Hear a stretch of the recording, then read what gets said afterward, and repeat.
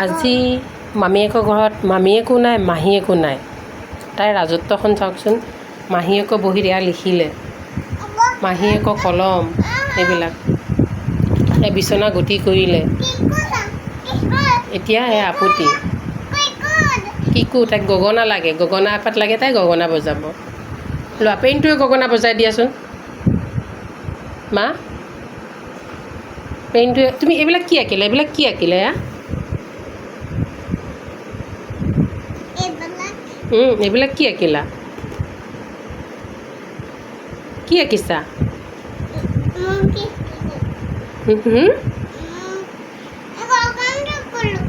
অঁ গগনাটো মই বিচাৰি দিম বাৰু। তুমি এইটো কি আঁকিলা এইটো?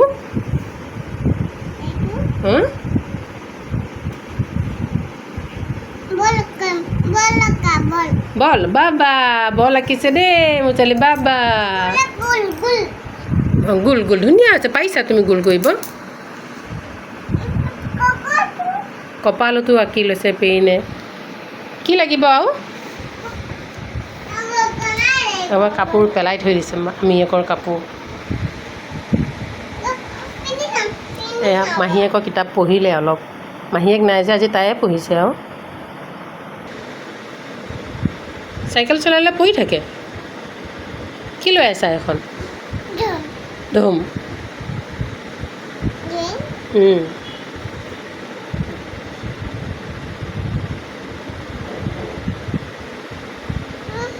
গগনা লৈছে, বজাইছে দেই মুখত। কেনেকৈ বজে গগনাডাল? মাতটো শুনাই নাই দেখোন। অঁ কেনেকৈ বজে? কেনেকৈ দিয়া বজাই দিয়া, মই শুনিম এতিয়া।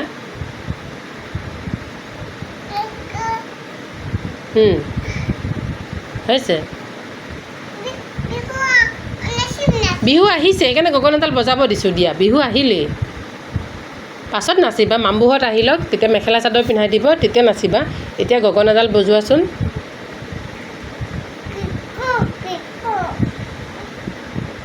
বাবা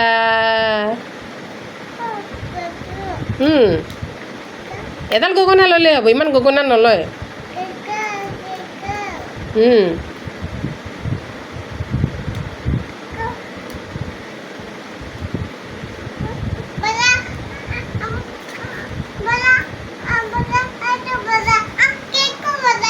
তুমি বজোৱা, তুমি বজোৱা। অঁ হৈ যাব মা। অঁ মই বজাই দিম দিয়া, মই বজাই দিম মা, হ'ব দিয়া।